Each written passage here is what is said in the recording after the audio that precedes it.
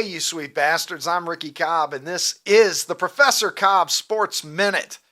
A lot of people talking still about Shohei Ohtani's incredible performance in Game 4 of the National League Championship Series. If you need a refresher, 6 innings pitched, just 2 hits given up, no runs, 10 strikeouts, and 3 home runs.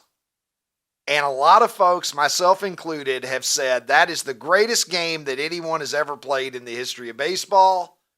This is the greatest player in the history of baseball. He's not going to retire with the most home runs. He's not going to retire with a ton of wins to his resume as a pitcher. But when you put the pieces together, we've never seen a guy before who is a 50-50 man. And the 50-50 man also happens to have a 102-mile-an-hour fastball. It is one of the very best pitchers in Major League Baseball. So Game 4 of the NLCS, I believe, is the greatest game that anyone has ever played in the history of Major League Baseball, dating back to 1876. Which begs the question, who stood atop that mountain until number 17 came along and pushed him off? And I have the answer for you. I've said this for years and years and years. Rick Wise of the Philadelphia Phillies on June 23rd, 1971 at Riverfront Stadium in Cincinnati, Ohio,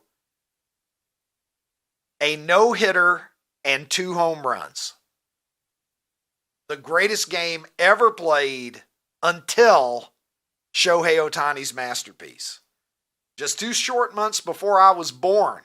Didn't even occur in my lifetime. Rick Wise, 95 pitches, the only Cincinnati Reds base runner that night. Davey Concepcion, a 6th inning walk. 1 walk away from perfection on the mound. And a 2-run shot off Cincinnati's Ross Grimsley in the 5th inning. And another home run, a solo blast off of relief pitcher Clay Carroll in the 8th inning.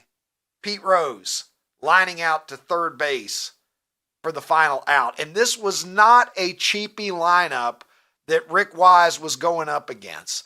This was the National League defending champion, Cincinnati Reds. And a lot of the engine of the Big Red Machine was already there. Listen to the names in the lineup. Rick Wise did not get a cheapie. Pete Rose, George Foster, 2 MVPs right there, and a should-be Hall of Famer in Pete Rose. Lee May, who hit over 300 home runs in his career. Johnny Bench, who many consider to be the greatest catcher of all time. Hall of Famer, 2-time MVP. Tony Perez, the Hall of Famer. Hal McRae, outstanding hitter. Tommy Helms, Davey Concepcion, and Ross Grimsley, the other pitcher that night. Wise, if it were not already impressive enough, was battling the effects of getting over the flu, saying, I didn't feel strong, so I just tried to keep the ball down and make them hit it. And they had very little success in hitting it that night. Rick Wise, who retired with a 188 and 181 record, pitching for the Cardinals, the Red Sox, the Indians, and the Padres. Later in his career, he did make 2 All-Star teams, one in that year of 1971 and again in 1973. And he was a decent hitter for a pitcher. 15 career home runs for Rick Wise, 6 of which came in the 71 season. But I have always said that is the bar. Can you top that? A no-hitter and 2 home runs?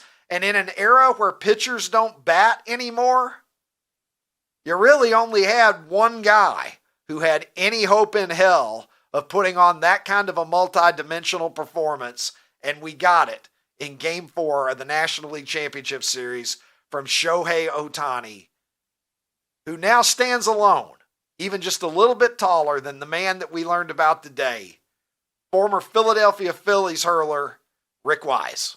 I'm Ricky Cobb, and this has been the Professor Cobb Sports Minute.